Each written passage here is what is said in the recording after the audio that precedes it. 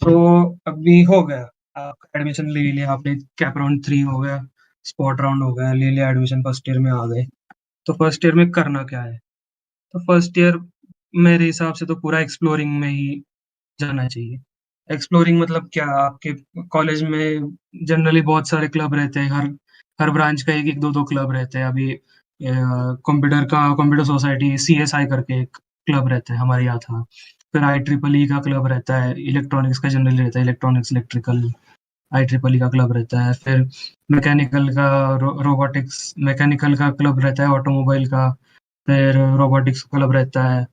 फिर अभी ये सब टेक्निकल क्लब हो गए। फिर आपको नॉन टेक्निकल क्लब में आर्ट का क्लब हो गया, फिर टेडेक्स का क्लब हो गया, फिर एमयूएन का क्लब हो गया। फिर ये अगर कोई सिविल सर्विसेज परस्यू कर रहा है तो उसका भी क्लब होता है, आपको कैसे प्रिपरेशन करना है। अगर कोई मास्टर्स के लिए जा रहा है, कभी गेट के लिए जा रहा है, गेट की प्रिपरेशन कर रहा है, तो उसका भी सारा क्लब वगैरह रहता है। तो मेरी सजेशन होगी कि जितने भी टेक्निकल क्लब्स हैं कॉलेजेस में, आपके कॉलेज में ना, अगर आप सीएस में भी सीएस में हो, और अगर आपको थोड़ा भी लगे कि मुझे देखना चाहिए एक बार ऑटोमोबाइल क्लब में क्या रहता है, तो ले लो। कोई नहीं, ऐसा नहीं रहता कि ले लिया और काम करने भेज दिया, ऐसा नहीं रहता। आप कभी भी विथड्रॉ कर सकते हो, नहीं जाना है नहीं जा सकते हो, ऐसा कुछ कंपल्सरी नहीं रहता। आपको कुछ मार्क्स वगैरह कटते नहीं है, कोई आपको कुछ बोलेगा नहीं। तो फर्स्ट ईयर में जितने मैक्सिमम क्लब्स आपको एनरोल कर पाओ, सारे क्लब्स में एनरोल कर डालो। नॉन टेक क्लब में भी एनरोल कर डालो। This is the best way to, if अगर आप इंट्रोवर्टेड हो, अगर आपको ग्रुप में नए दोस्त बनाने में थोड़ी प्रॉब्लम आती थी, या फिर कैसे बोले ग्रुप के सामने, ऐसा कुछ होता है लोगों के मन में।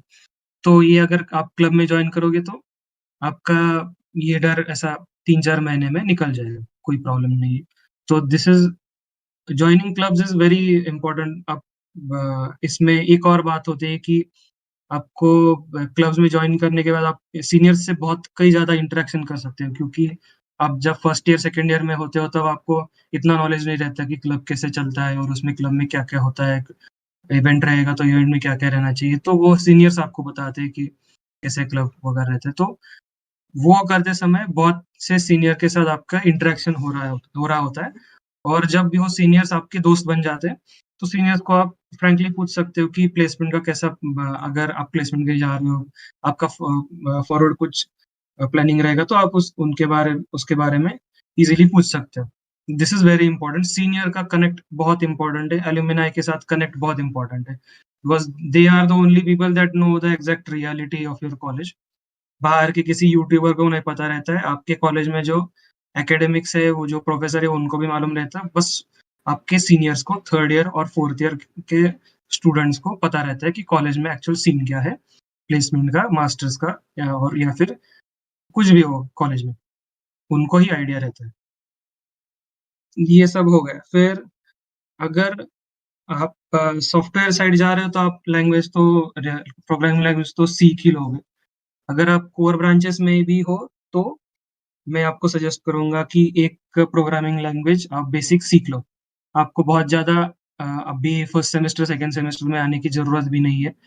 आपको बेसिक क्या रहता है लैंग्वेज, कैसे डिफाइन करना है, कैसे बेसिक कोड कैसे लिखना है, प्रिंट कैसे करना है, ये सब आपको बेसिक-बेसिक आ जाना चाहिए, और इतना मेहनत भी नहीं लगता, 1-2 महीने में हो जाता है। This is very simple. तो एक प्रोग्रामिंग लैंग्वेज सीख लो। पाइथन, सी प्लस प्लस, ये दोनों में से सीख सकते हो आप। मैं रिकमेंड करूँगा सी प्लस प्लस सीखो, because it is my opinion better, आपको ज़्यादा सीखने को मिलता है सी प्लस प्लस में। फर्स्ट ईयर में आगे क्या करना चाहिए, तो आपका सीजीपीए मिनिमम 8 तो रहना ही चाहिए। मैं 8 to 8.5 is a safe zone. अगर आप 8 से नीचे गए, 7.5 से नीचे गए, सो उसके नीचे गए तो कंपनी प्लेसमेंट के वक़्त आपको 3rd ईयर में, इंटर्नशिप के वक़्त, 4th ईयर में, प्लेसमेंट के वक़्त आपको प्रॉब्लम आ सकती है, क्योंकि कंपनी का क्राइटेरिया बहुत स्ट्रिक्ट रहता है और बहुत स्ट्रेट फॉरवर्ड रहता है। आपका 7.5 सीजीपीए और उनका 7.6 कट ऑफ है, तो वो आपको अलाउ नहीं करेंगे। आपको टेस्ट को भी बैठने नहीं देंगे, इंटरव्यू को तो दूर की ही बात है। तो 8 मिनिमम सीजीपीए रखना है आपको, 8.5 अच्छा है, 9 बहुत अच्छा है, 9 से ऊपर वेरी गुड। Excellent CGPA. तो इतना ध्यान में रखो। आपको लोग बहुत बोलेंगे कॉलेज में, अरे सीजीपीए का कुछ मैटर नहीं करता, चलता है, कुछ नहीं होता, थोड़ा 1-2 पॉइंटर नीचे आ गया तो उतना कुछ स्ट्रेस नहीं है। ये बाद में 4th ईयर में आने के बाद आपको ऐसा बाद में दर्द करेगा कि ये पहले क्यों नहीं सोचा हमने, और सीजीपीए अच्छा रखना चाहिए था। अभी मेरे बहुत सारे दोस्त हैं, बहुत सारे नहीं है, 5-6 दोस्त हैं जिनका एक तो सीजीपीए कम था, नहीं तो 12th में मार्क्स कम था, इसलिए उनको कई कैंपस प्लेसमेंट्स में हमको बैठने ही नहीं दिया, क्योंकि उनका कट ऑफ ही नहीं क्लियर हुआ। तो ये बहुत ब्रूटल रहता है, अभी मैं आपको ऑनेस्टली बता रहा हूँ। अभी से मेहनत, और मेहनत भी नहीं लगता इतना। 1 महीना एग्ज़ाम के पहले 1 महीना पढ़ोगे तो आराम से आप टॉप भी कर जाओगे। इतना कुछ नहीं रहता आपको, जेईई, सीईटी जैसा नहीं है 2 साल घिस के ही फिर एक एक एग्ज़ाम देना है, वैसा नहीं रहता। 1 महीना प्रिपेयर करोगे अच्छे से तो मस्त मार्क्स आ जाएँगे, कुछ प्रॉब्लम नहीं है रहता। तो हमने देख लिया प्लेसमेंट कैसा है वगैरह, फर्स्ट ईयर का कैसा है। तो अब मैं आपको एक जनरल प्लेसमेंट का ओवरव्यू दे देता हूँ कि आप क्या एक्सपेक्ट कर सकते हो प्लेसमेंट के वक़्त। तो कैंपस प्लेसमेंट 2 2 फेजेस में होता है। एक तो 3rd ईयर में इंटर्नशिप का सिलेक्शन होता है, और 4th ईयर में एक्चुअल जॉब के लिए सिलेक्शन रहता है। 3rd ईयर में जो समर इंटर्नशिप बोलते हैं उसको, समर इंटर्नशिप के लिए जो सिलेक्शन के लिए आते हैं 3rd ईयर में, वो 2 महीने की इंटर्नशिप रहती है, और अगर आपने वो 2 महीने की इंटर्नशिप में अच्छा परफ़ॉर्म किया, तो आपको डायरेक्टली जॉब मिल जाता है। आपको कुछ इन आगे कॉलेज प्लेसमेंट में बैठने की भी ज़रूरत नहीं रहती। आपको डायरेक्टली जॉब मिल जाता है, और आप पूरा 4th ईयर ऐसा मस्त चिल करके निकाल सकते हो, कुछ टेंशन नहीं रहता।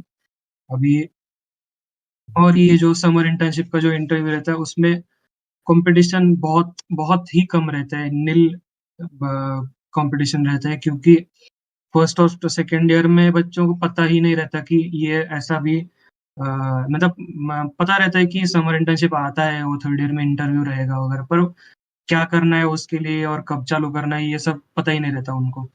तो वो प्रिपेयर थोड़ा बहुत करते हैं, कोई करता ही नहीं है प्रिपेयर।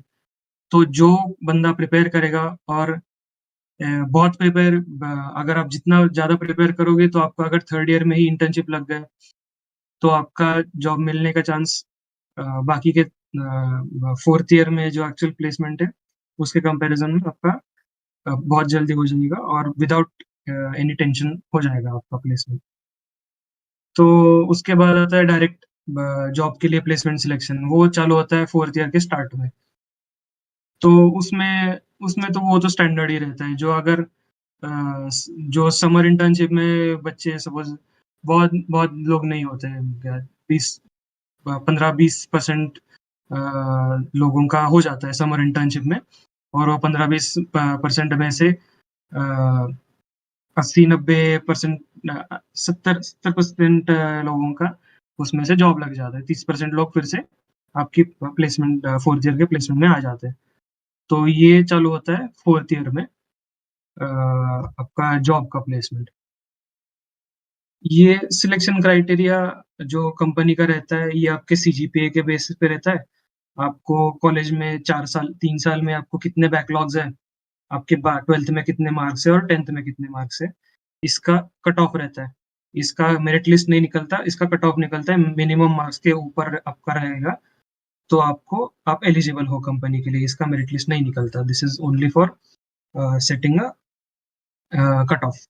आपको अभी मैंने जैसे बताया, आपका अगर 8 से ऊपर है सीजीपीए, और आपका अगर 70 से ऊपर है 12th का, 60 से ऊपर है 12th का, वो कंपनी डिसाइड करती है। तो अगर आपका 60% के ऊपर है 12th का, तो देन यू आर एलिजिबल। आपको अगर 59 रहेगा तो यू आर नॉट एलिजिबल, आपको आप बैठ नहीं सकते।